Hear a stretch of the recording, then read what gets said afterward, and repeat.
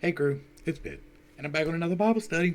Today we are diving back into Second Kings, but before we begin, if you are new here, if you are unfamiliar with what I am doing, I hold some unconventional beliefs, and I am doing an unconventional Bible study.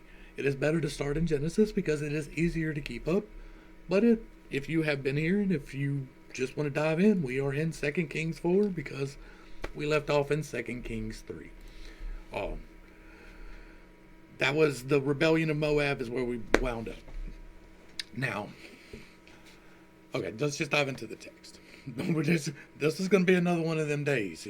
We're talking a lot about miracles today, and so somebody might get their feelings hurt. Now, the wife of one of these sons, one of the sons of the prophets, called out to Elisha, "Your servant, my husband is dead, and you know that your servant feared the Lord. And now his creditor is coming to take my 2 children as his slaves. How can I help you?" asked Elisha. "Tell me, what do you have in the house?" And she answered, "Your servant has nothing in the house but a jar of oil." "Go," said Elisha, "borrow jars, even empty ones, from all your neighbors. Do not gather just a few, and then go inside. Shut the door behind you and your sons, and pour oil into all of these jars, setting the full ones aside." And so she left him, and after she had shut the door behind her and her sons, they kept bringing jars to her, and she kept pouring. And when all the jars were full, she said to her son, "Bring me another."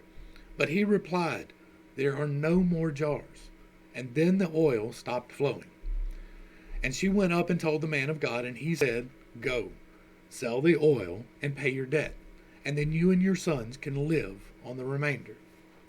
Now, this is a miracle of provision across distance through faith, right? He didn't tell her to go and pray about it. He said, "It's being done." Where else have we seen something like that happen? Now, we haven't seen it yet in this study, but I'm sure you are familiar of the story with Jesus and uh, the soldier.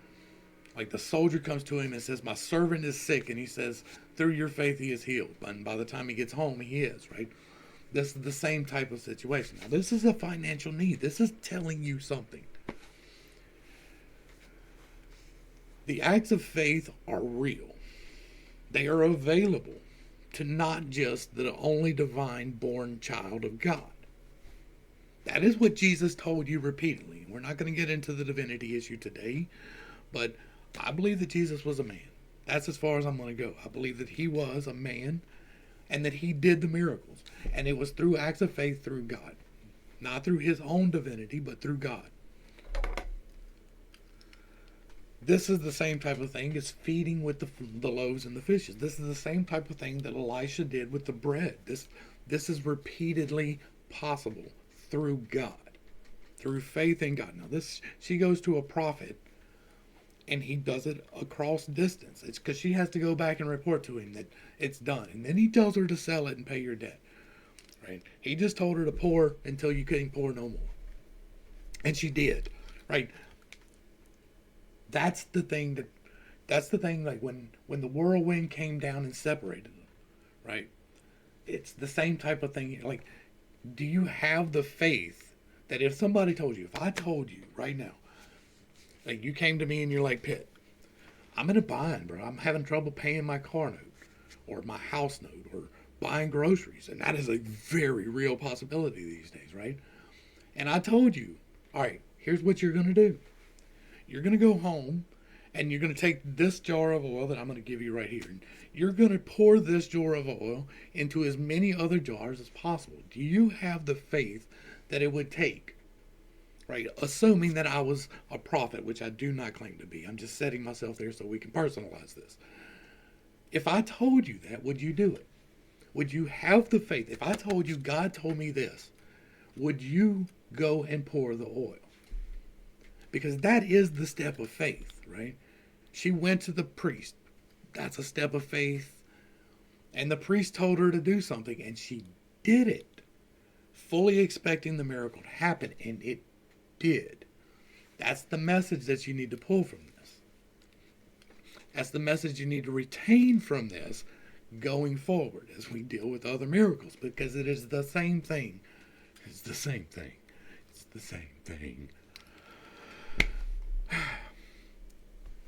And one day Elisha went to Shunem, and a prominent woman who lived there persuaded him to have a meal. So whenever he would pass by, he would stop there to eat. And then the woman said to her husband, Behold, now I know that the one who often comes our way is a holy man of God. Please, let us make a small room upstairs and put in it a bed, a table, a chair, and a lamp for him. And then when he comes to us, he can stay there. And one day Elisha came to visit and went to his upper room to lie down. And then he said to Gehazi, his servant, Call the Shunammite woman.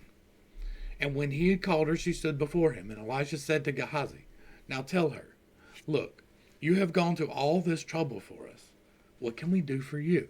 Can we speak on your behalf to the king or the commander of the army? I have a home among my own people, she replied. So he asked, Then what should be done for her? Well, she has no son, Gehazi replied, and her husband is old. Call her, said Elisha. And so Gehazi called her, and she stood in the doorway, and Elisha declared, At this time next year, you will hold a son in your arms. No, my lord, she said, do not lie to your maidservant, O man of God. But the woman did conceive, and at that time, the next year, she gave birth to a son, just as Elisha had told her. Again, this is something that happens repeatedly, right? Like the being able to have someone give birth. Now, you can dismiss that entirely as myth and fable and people explaining away sudden conceptions and things. I can understand why you would think that, but like this is not, to me, beyond the acts of faith.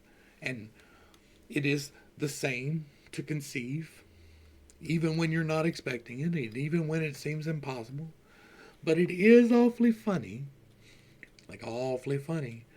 how often it occurs directly after a visitation. That is funny. And as the child grew, one day he went out to his father, who was with the harvesters. My head, he complained to his father. And so his father told a servant, Carry him to his mother.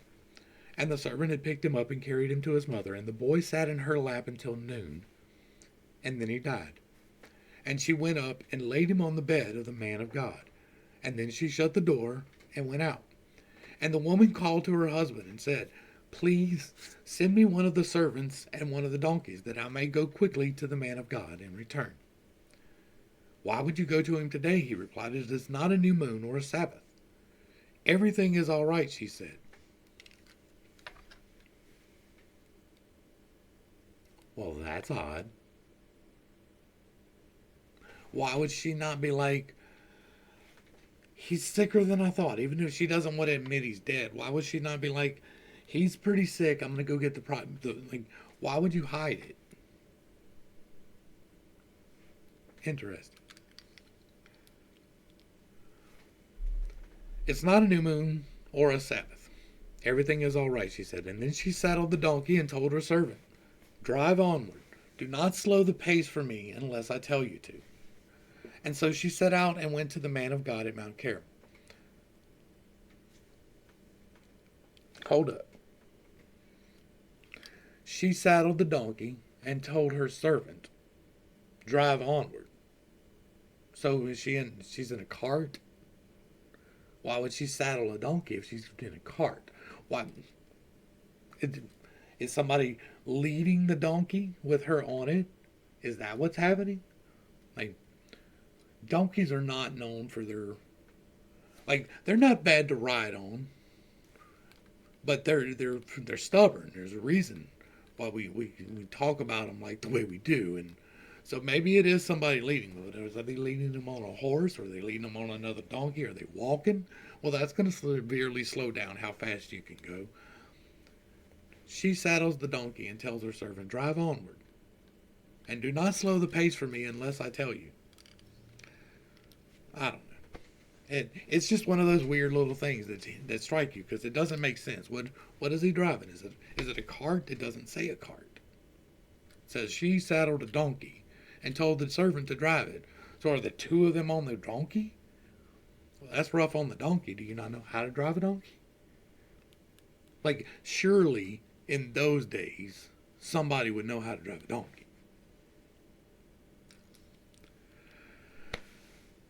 And she went to the man of God. So she set out and went to the man of God at Mount Carmel. And when the man of God saw her at a distance, he said to his servant Gehazi, "Look, there is the Shunammite woman. Please run out now to meet her and ask, 'Are you all right? Is your husband all right? Is your child all right?' And she answered, 'Everything is all right.'" Again, maybe he's not dead. Maybe he is dead. Why are you not at least saying, "It's my son," to the messenger that, like, this is a servant. They come and stay at your house. So he comes down and asks you directly, why did you lie to him? Where did that baby come from? And when she reached the man of God at the mountain, she clung to his feet. Gehazi came over to push her away. But the man of God said, "Leave her alone, for her soul is in deep distress, and the Lord has hidden it from me and has not told me." And then she said, "Did I ask you for a son, my lord? Didn't I say, 'Do not deceive me'? You have a son. That doesn't mean you get to keep him." I mean, that wasn't the rule. Like, it wasn't the agreement. But I mean, I understand where you're coming from. But why would it be deceiving you? You had the child at least long enough for him to be able to say, "My head hurts." And so Elisha said to Gehazi, "Tie up your garment, take my staff in your hand, and go. If you meet anyone, do not greet him, and if anyone greets you, do not answer him. Then lay my staff on the boy's face." And the mother of the boy said, "As surely as the Lord lives, and as you yourself live, I will not leave you." So he got up and followed her. And Gehazi went ahead of them and laid the staff on the boy's face, but there was no sound or response. And so he went back to meet Elisha and told him, "The boy has not awakened." And when Elisha reached the house, there was the boy lying dead on his bed. So he went in, closed the door behind the two of them, and prayed to the Lord. And then Elisha got on the bed and lay on the boy, mouth to mouth, eye to eye, hand to hand.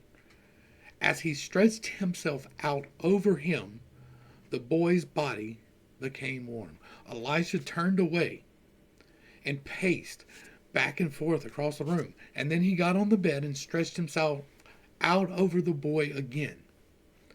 And the boy sneezed 7 times and opened his eyes. And Elisha summoned Gehazi and said, "Call the Shunammite woman." So he called her, and she came. And then Elisha said, "Pick up your son." And she came in, fell at his feet, and bowed to the ground. Then she picked up her son and went out. So again, we have another resurrection. Now again, this is someone directly exchanging soul energy.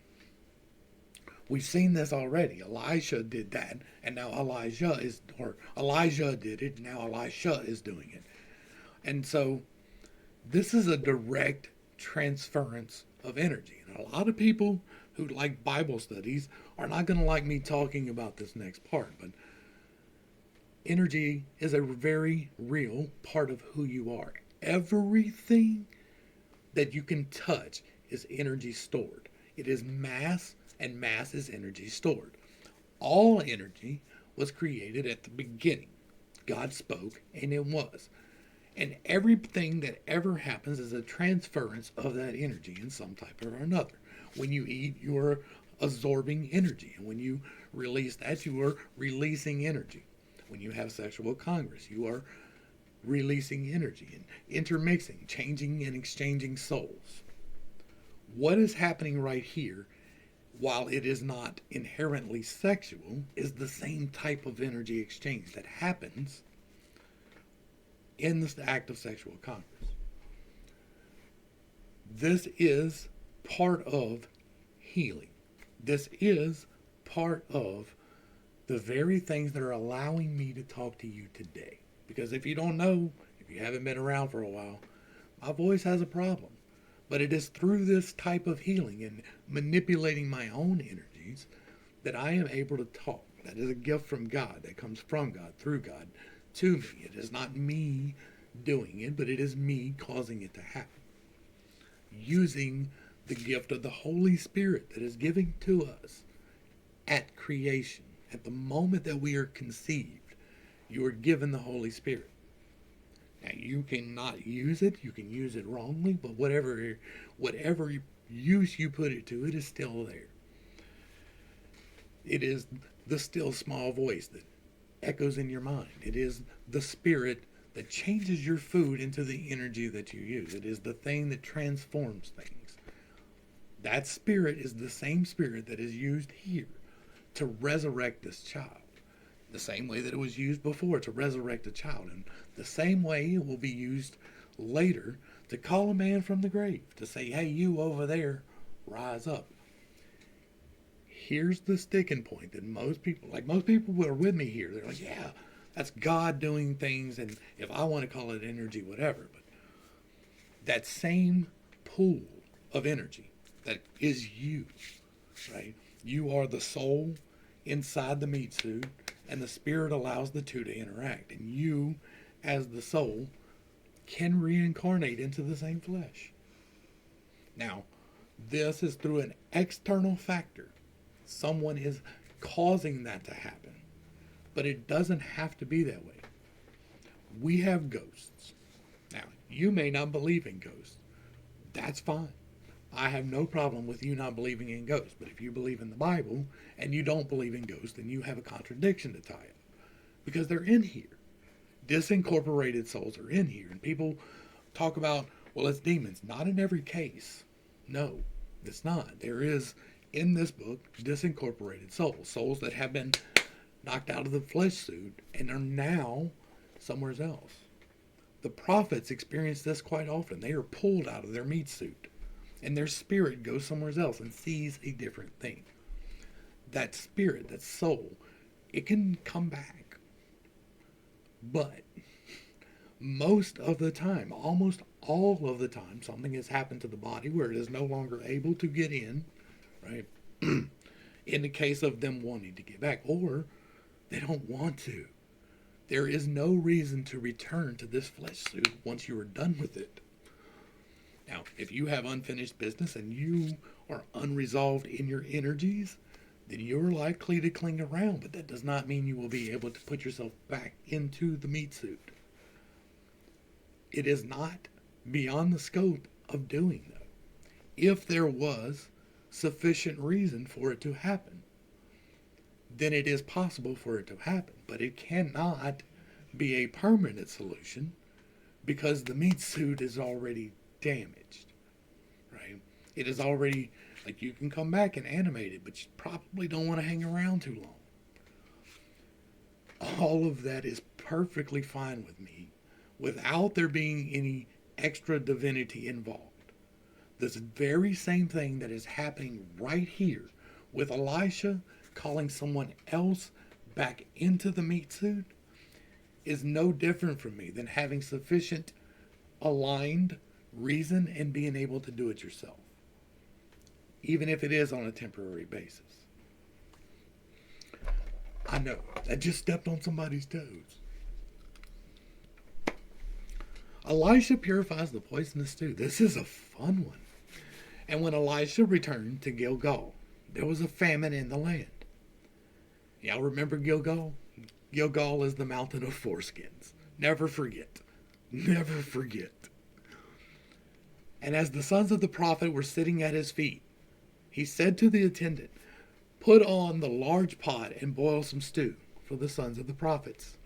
And one of them went out into the field to gather herbs, and he found a wild vine, from which he gathered as many wild gourds as his garment could hold. And then he came back and cut them up into the pot of stew, though no one knew what they were.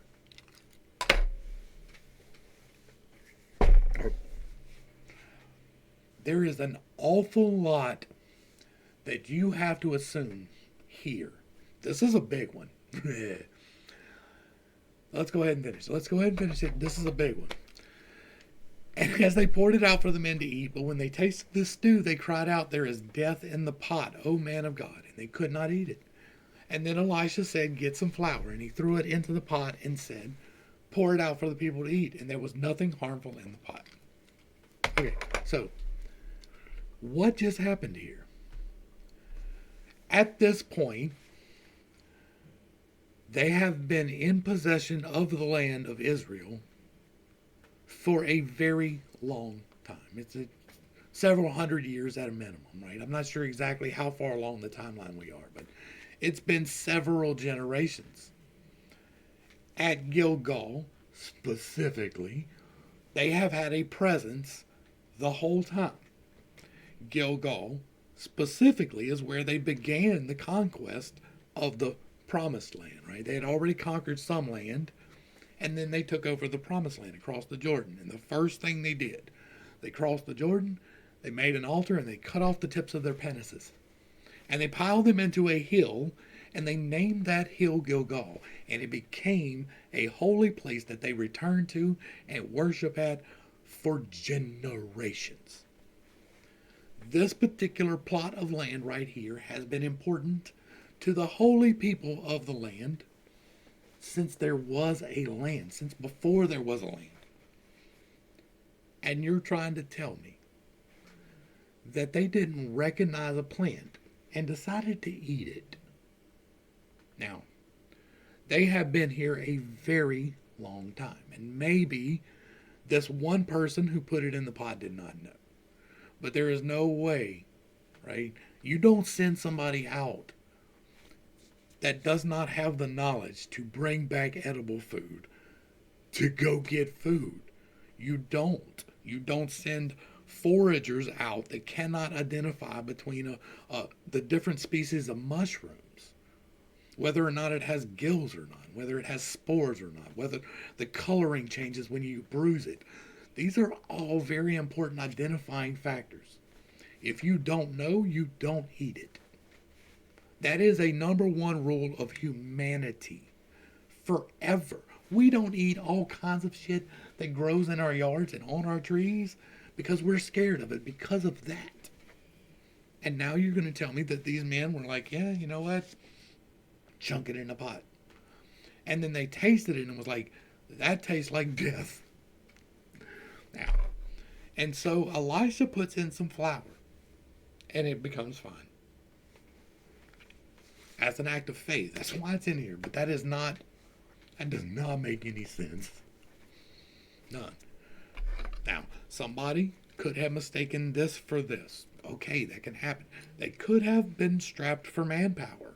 And they just had to send out any retard at all to go get whatever they could find. But that does not make sense. And I get it. There's a famine. It's hard to find food. You are still going to know what you're eating before you eat it. You cannot tell me that nobody out there, this guy who goes out to gather herbs, finds this vine and pulls it back and nobody knows what it is. I don't buy it. I just don't. Now, a man came from Baal, Elisha, came to the man of God with a sack of 20 loaves of barley bread from the first ripe grain. Give it to the people to eat, said Elisha. But his servant asked, how am I to set 20 loaves before 100 men? Give it to the people to eat, said Elisha, for this is what the Lord says. They will eat and have some left over. So he set it before them, and they ate and had some left over, according to the word of the Lord. Again, this is an act of faith. This is another confirmation. And if you notice, these things are things that Jesus does. These things are things that get called in later. Now, Naaman, the commander of the army of the king of Aram, was a great man in his master's sight. Aram has been dead for a while now, and highly regarded. For though the Lord had given victory to Aram, and highly regarded, for through him the Lord had given victory to Aram. I missed that R, and that made a difference. And he was a mighty man of valor, but he was a leper. And at this time the Arameans had gone out in bands and had taken a young girl from the land of Israel, and she was serving Naaman's wife. She said to her mistress, "If only my master would go out to the prophet who is in Samaria, he would cure him of leprosy." So Naaman went and told his master what the girl from the land of Israel had said. "Go now," said the king of Aram, "and I will send you with a letter to the king of Israel." Okay, I'm thinking of a different guy with Aram. I'm thinking Ahab. And when Elisha, the man of God, heard that the king of Israel had...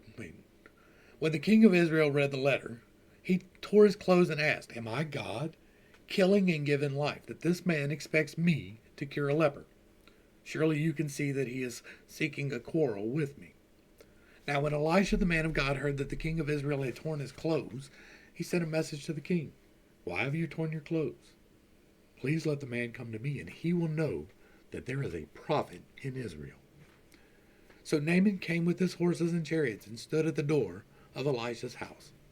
And then Elisha sent him a messenger who said, "Go and wash yourself 7 times in the Jordan, and your flesh will be restored, and you will be clean." But Naaman went away angry, saying, "I thought he would surely come out, stand and call on the names of the Lord his God, and wave his hand over the spot to cure my leprosy. Are not the Abana and Pharpar, the rivers of Damascus, better than all the waters of Israel? Could I not have washed in them and been cleansed?" So he turned and went away in a rage. Naaman's servants, however, approached him and said, "My father, if the prophet had told you to do some great thing, would you have done it? How much more, then, when he tells you, 'Wash and be cleansed'?" So Naaman went down and dipped himself in the Jordan 7 times, according to the word of the man of God. And his flesh was restored and became like that of a little child. And he was clean. Again, reinforcing the acts of faith. Again, something that is done later in the book. And this is not according to the covenant, right? What does the covenant tell you to do? It doesn't tell you to go jump in the river 7 times. It tells you to isolate these people. Now Naaman and all of his attendants went back to the man of God and stood before him and declared, "Now I know for sure that there is no God in all of the earth except Israel. So please accept a gift from your servant." But Elisha replied, "As surely as the Lord lives, before whom I stand, I will not accept it." And although Naaman urged him to accept it, he refused. "If you will not, please let me, your servant, be given as much soil as a pair of mules can carry. For your servant will never again make a burnt offering or a sacrifice to any other god but to the Lord. Yet may the Lord forgive your servant this one thing. When my master goes into the temple of Rimmon to worship there, and he leans on my arm, and I bow down in the temple of Rimmon, may the Lord forgive your servant in this matter." "Go in peace," said Elisha. But after Naaman had traveled a short distance, Gehazi, the servant of Elisha, the man of God, said, "Look, my master has spared this Aramean, Naaman, while not accepting what he has brought. As surely as the Lord lives, I will run after him and get something from him."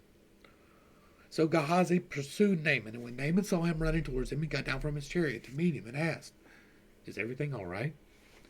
"Everything is all right," Gehazi replied. "My master has sent me to say, I have just now discovered that 2 young men from the sons of the prophet have come to me from the hill country of Ephraim.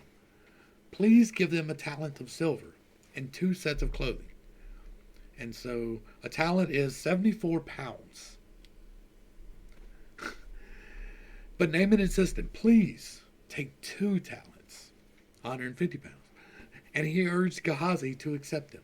And then he tied up 2 talents of silver in 2 bags, along with 2 sets of clothing, and gave them to 2 of his servants, who carried them ahead of Gehazi. And when Gehazi came to the hill, he took the gifts from the servants and stored them in the house. And then he dismissed the men, and they departed. And when Gehazi went in and stood before his master, Elisha asked him, "Gehazi, where have you been?" "Your servant did not go anywhere," he replied. But Elisha questioned him, "Did not my spirit go with you when the man got down from his chariot to meet you? Is this the time to accept money and clothing? olive groves and vineyards, sheep and oxen, menservant and maidservants? Therefore the leprosy of Naaman will cling to you and your descendants forever. And as Gehazi left his presence, he was leprous, white as snow.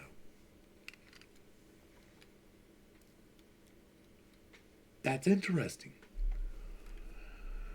Now, he was not supposed to go and get the talents of silver, right? Okay, and he even did something wrong with him and hid it. He lied about what he did. He absolutely should face the wrath of that. But should his children, should his descendants forever? Not according to the word of the Lord. According to the word of the Lord, the sins of the father will not be visited upon the child. That's a sticking point.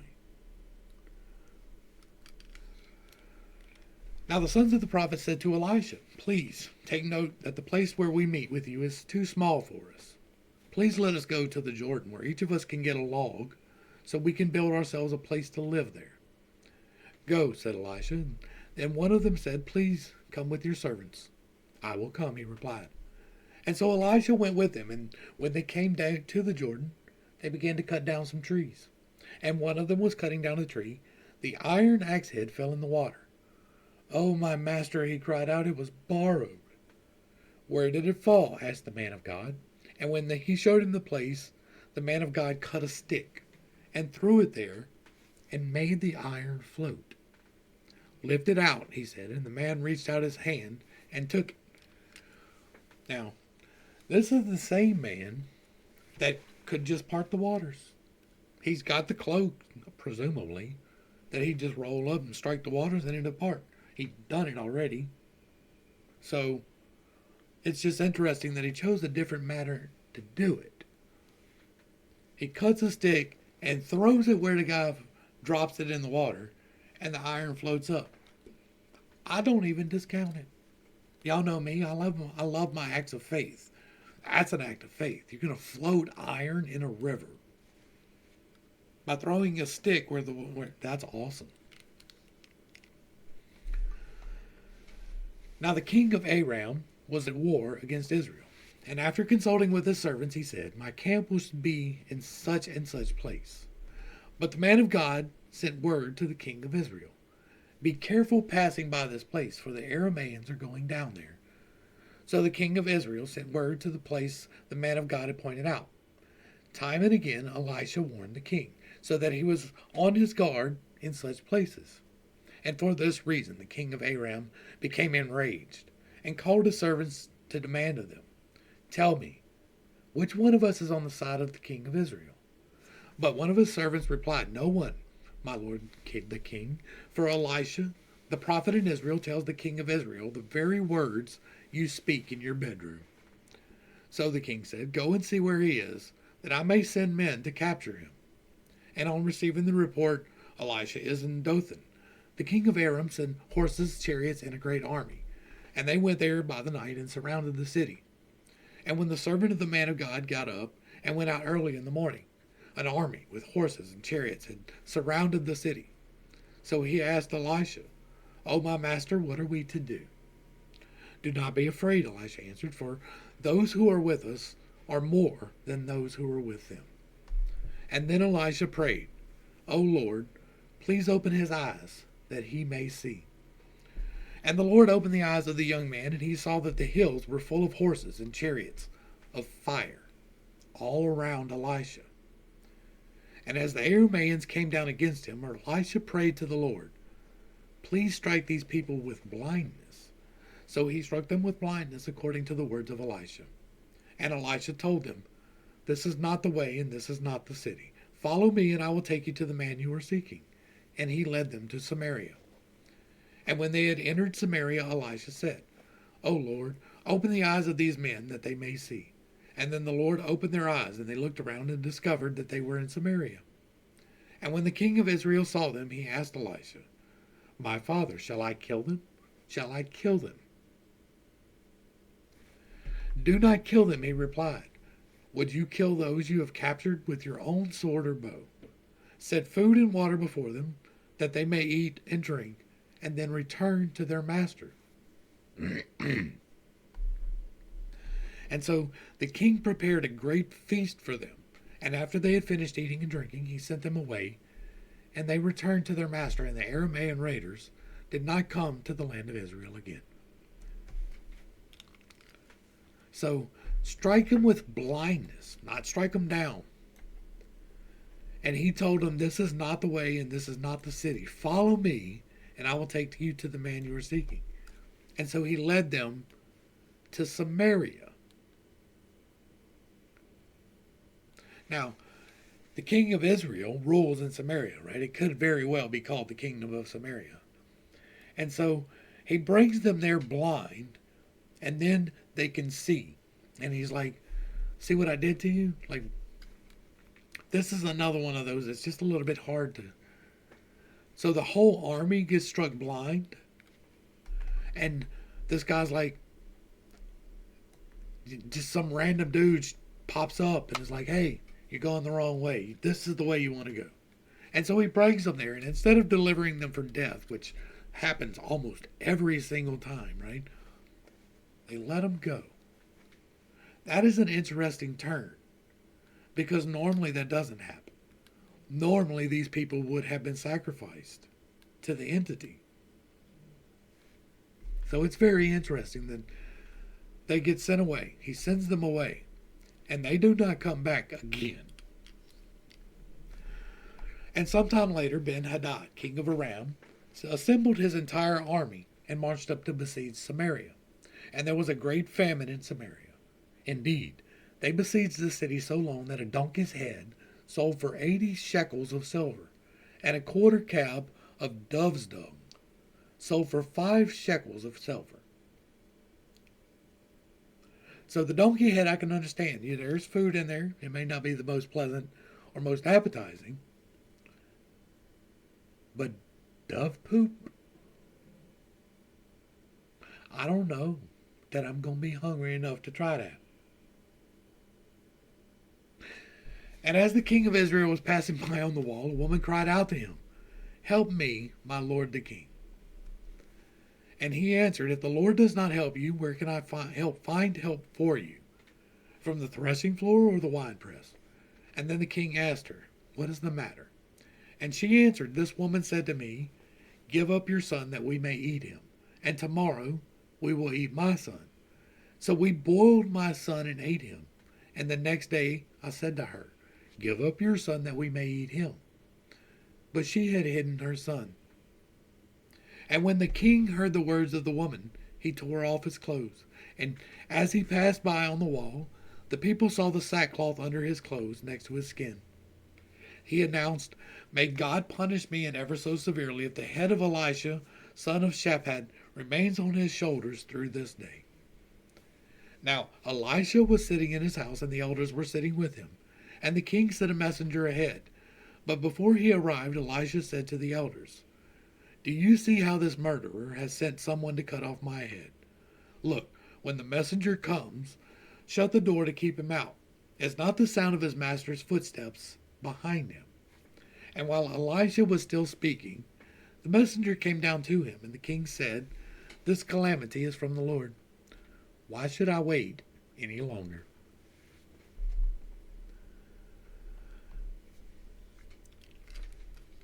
Why would the remedy be to get rid of Elisha? Right? Like, Elisha cured the king. Could it be the 150 pounds of silver? Like, it doesn't make sense for him to, like, he comes up and he besieges it, right? Now, the king in Aram sends horses and chariots. And then Elisha strikes these people with blindness. But they let them people go. And then the city is surrounded by the king of Aram. And then they have to eat their own children because of the king of Aram. Maybe they didn't send them home. Maybe this is the same story, but it doesn't come off as pleasant this way. You got to keep them prophets in the right place. And then Elisha said, hear the word of the Lord. This is what the Lord says. About this time tomorrow, the gate of Samaria, a seah of fine flour will sell for a shekel, and 2 seahs of barley will sell for a shekel. But the officer on whose arm the king leaned answered the man of God, look, even if the word Lord were to make windows in heaven, could this really happen? You will see it with your own eyes, replied Elisha, but you will not eat any of it. Now there were 4 men with leprosy at the entrance of the city gate, and they said to one another, why just sit here until we die? If we say, let us go into the city, we will die there from the famine in the city. But if we sit here, we will also die. So, come now, let us go over to the camps of the Arameans. If they let us live, we will live. If they kill us, we will die. So they arose at twilight and went to the camp of the Arameans. But when they came to the outskirts of the camp, there was not a man to be found. For the Lord had caused the Arameans to hear the sounds of chariots, horses, and great armies, so that they said to one another, look, the king of Israel must have hired the king of the Hittites and Egyptians to attack us. And thus the Arameans had arisen and fled at twilight, abandoning their tents and horses and donkeys. And the camp was intact, and they had run for their lives.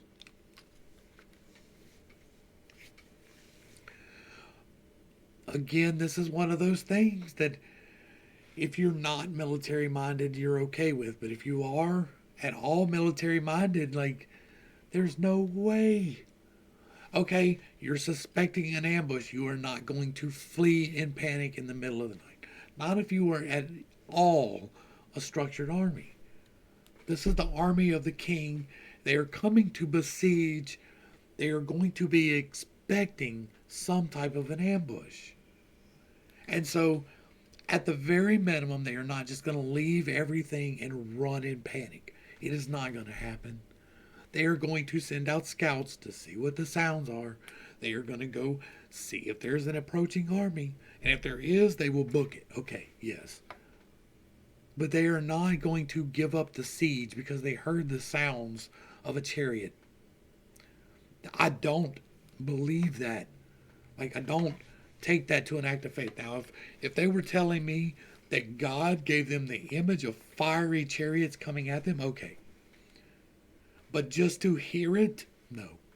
Not even with these superstitious people, right? And they were much more superstitious than us, absolutely. But no. And when the lepers reached the edge of the camp, they went into a tent to eat and drink. Then they carried off the silver, gold, and clothing and went and hid them. And on returning, they entered another tent and carried off some items from there and hid them. And finally, they said to one another, we are not doing what is right.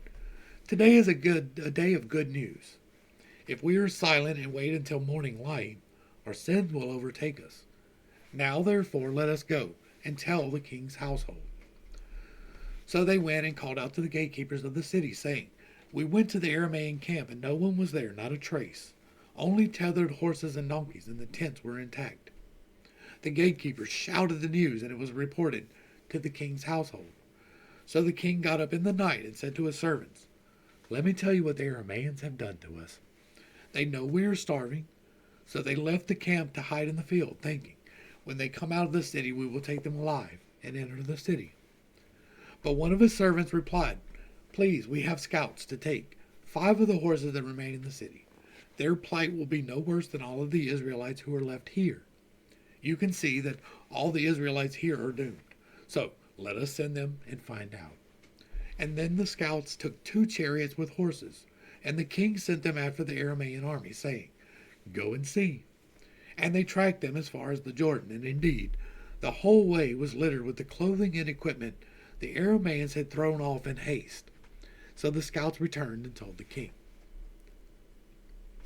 Now, that could be related to the story that is not connected, right? Because the blinding and leading them there is one thing, and if they were the ones encamping, okay. But Elisha has already shown these chariots to one person. Maybe these chariots are shown, but why is that not recorded? This king had enough sense to send out scouts before he just jumped into the tents. Why would you assume that the other king didn't have at least that much sense? if they're going to war. Now, there would have to be some kind of a divine intervention other than just hearing it. Like, even if you were hearing it next to you, it would freak you out, but you're not going to run from it. You don't know where it's coming from. You're going to regroup. You're going to fortify. You're going to try to avoid it. Absolutely. But not if you don't know where it's coming from. I don't believe that the whole army just ran in panic. I could be wrong. I'm fine with that. It's not that important. It's just one of those things that don't make sense. Not logically. Like, bringing somebody back to life does. That makes sense. It serves a purpose. This armies just fleeing because of sounds and just charging across what they think is blood, and they just wade across it and never find out it's water. It doesn't even make sense. That's not even possible. And then the people went out and plundered the camp of the Arameans.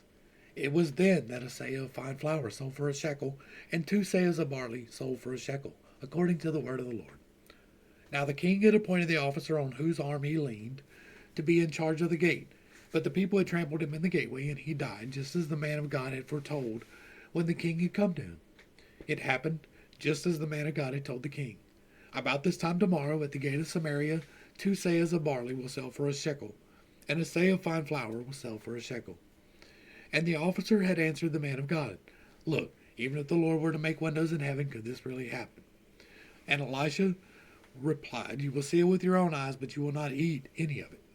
And this is just what happened to him. The people trampled him in the gateway, and he died. That's convenient. Let's talk real quick before we wrap up, or as we wrap up, about prophecy in the future, right? Seeing into the future is very much one of those energetic things. It is a possibility. You can do it. Now, whether you can realize what you're doing, correctly remember what you see, and interpret what you see in the correct manner is a whole different issue. Some of what happens is the same as what happens when you dream. It is an access to something that we don't fully comprehend. And we resolve our issues most of the time in those dreams, right? The things that you deal with and you worry about and you're concerned about, and those manifest themselves inside of your dreams. But some people are able to take control of their dreams. They are able to go on lucid dream, to inside of their dreams, to grab hold of that and to direct that, and to take a situation that was turning bad and change it into something good. Some people are able to use this same type of thing, this energy outside somehow, to consciously remove themselves from the vessel. It is not necessarily a good idea. Some people can't get back. Sometimes other things move in when you get out of it. There are ways to ensure that doesn't happen, and there are things that you can do, and the alignment is so very much important before you try any of it. But I do believe that astral projection is a thing that you can, through meditative practices and hard work and diligence, project yourself across time, or space and time, even if your body doesn't move. Right?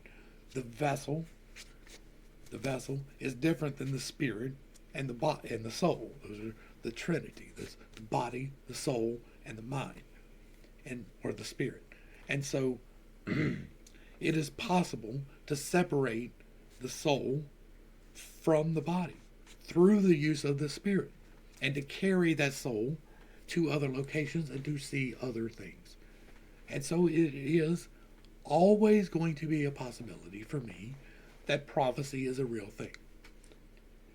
The caveat upon that is you can only interpret in accordance to what you understand. That is why when we get into seeing wheels within wheels and fires and things like that, That is something that the prophet himself does not have the words to speak. It could be a flying saucer like you think of with the bell-shaped flying saucers with the wheel spinning around it. It could be something that we can't even conceptualize. It is something that he could not understand well enough to convey to us. When we get into the scrolls that fly across he don't know what a missile is, and so it looks like a scroll to him. It is a long cylinder-looking thing. It is flying across the sky, and it is carrying death. That's how he interprets it, because that is the limits of his understanding. Sometimes, when you are going in to find out what is happening, you project into that your own beliefs and customs. And so we see a lot of that inside of these prophets. We will deal with more with this as we get into the actual prophecies and things, right? But they believe fully and firmly that they are the chosen people, and therefore, whatever they see is going to be pertinent to that.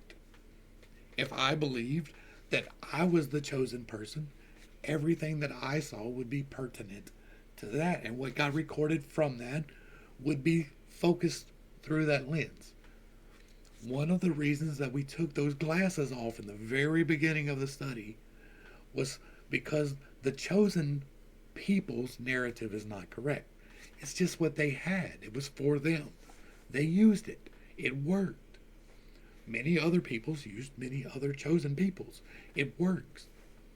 That does not mean that they were wrong. It just means that they weren't correct. No people is the chosen people. There can be individually chosen people. And if those people who are individually chosen rise to the occasion and collect a sufficient following, then those people also follow along with that individually chosen person. But that doesn't mean that they were predestined. They have the freedom of choice. These people have the freedom of choice just as much.